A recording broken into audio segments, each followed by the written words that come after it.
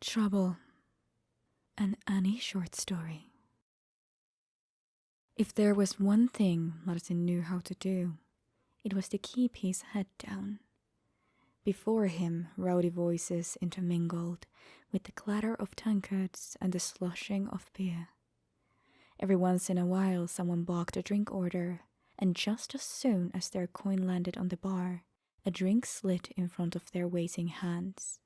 His quick and silent service kept him unnoticed, and as such, uninvolved in any trouble.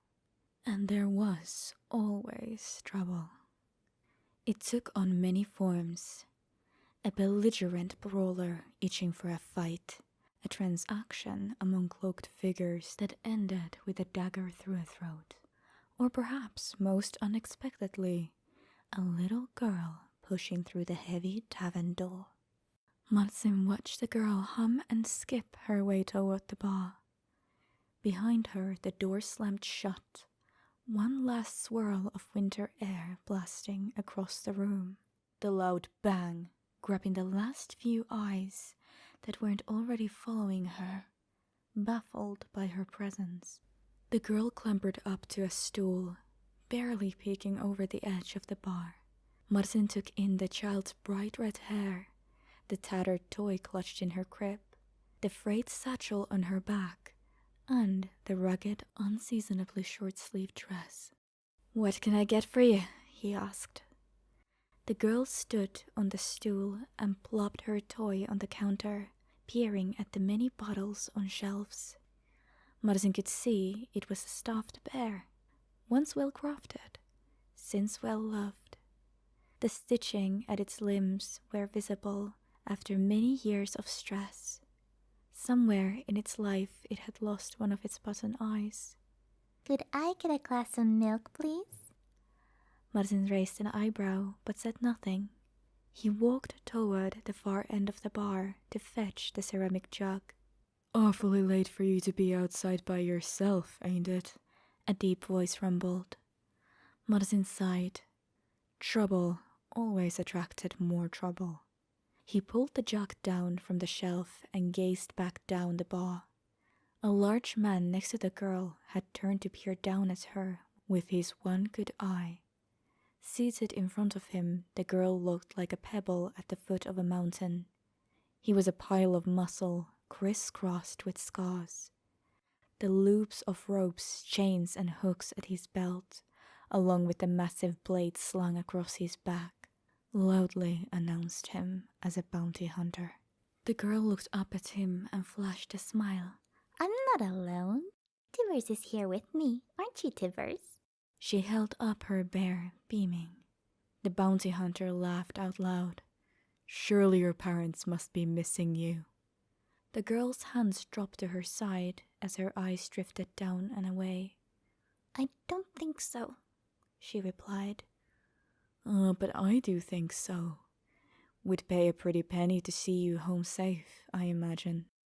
Martin could practically hear the coins clinking in the bounty hunter's mind, the man already tallying up the price for her safe return. "They can't. They're dead," said the girl. She plopped back down to the stool, staring into the bottom eye of her bear. The bounty hunter started to speak again, just as Martin placed the mug down on the counter with a percussive thud. "Your milk," he said. The girl turned and beamed at him, breaking from her sullen mood. "Thank you, sir." She set her bear on the table and reached back into her knapsack. Martin waited, prepared to accept any coin she put down as payment enough. He did not expect the massive purse that landed with a clatter. A few golden coins bounced onto the counter, one rolling toward the edge. Martin stopped it on reflex, one finger pinning the escapee. Slowly he lifted it from the bar, its heft and texture proclaiming it as authentic Noxian mint. "Oopsie." The little girl giggled. Martin swallowed, his mouth suddenly dry. He reached over, hoping to shove the coin and the purse back into the girl's satchel before anyone else noticed. "That's a mighty big purse for a mighty small girl," The bounty hunter growled far too loudly. Tibbers found it, the girl replied. The bounty hunter snorted. Is that so? It was on the man who stopped me in the road. He was a real meanie. The girl took a sip of her milk, her attention back on the bear. That's too bad. The bounty hunter leaned in closer on his stool, hand sliding towards the purse. The girl looked up at him, a playful smile dancing across her face. Tibbers ate him. For a moment, everything stood still. Then the bounty hunter's laugh cut across the room. I'm sure he did, he roared. He thrust a meaty hand forward, grasping the toy by the head and yanking it away from the girl. This big old scary monster. Let Tibbers go, the girl cried out, reaching up for the bear. He doesn't like being pulled. The bounty hunter just laughed harder. Marcin pocketed the coin in his hand and turned away, walking unnoticed toward the back. He wished he could help, but he hadn't survived this long by sticking around longer than he should. Her voice stopped him cold.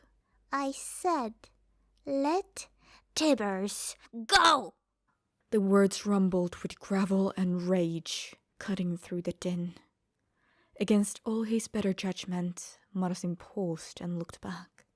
The girl stood on the bar, staring at the bounty hunter, fury smoldering in her eyes. Then, chaos erupted.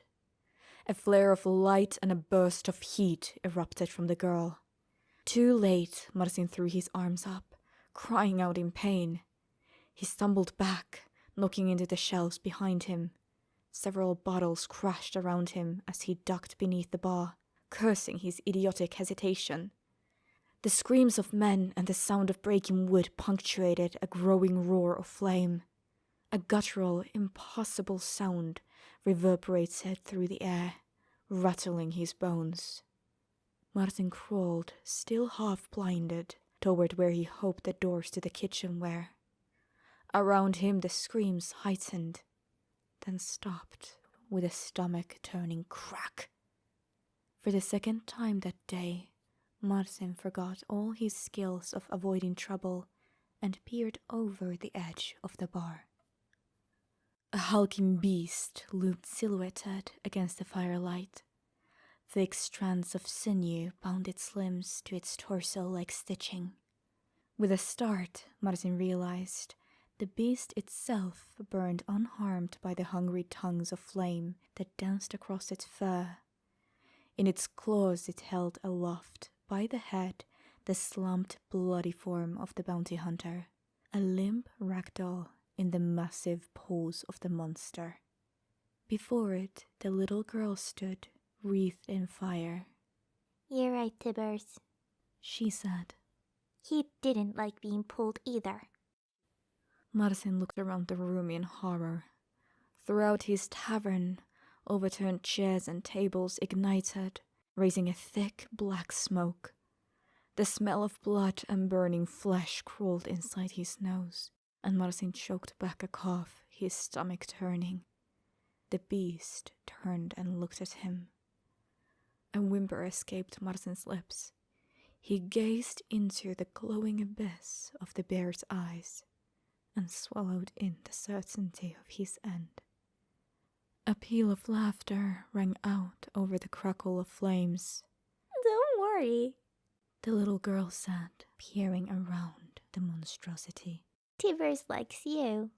Marcin watched frozen as the girl hopped, skipped, jumped her way through the burning tavern, the beast lumbering behind her. He stared as it smashed the heavy door off its hinges. He gaped as the little girl turned back one last time, a sweet smile back on her face. Thanks for the milk, sir. And then the girl walked out into the snowy night as the tavern collapsed behind her.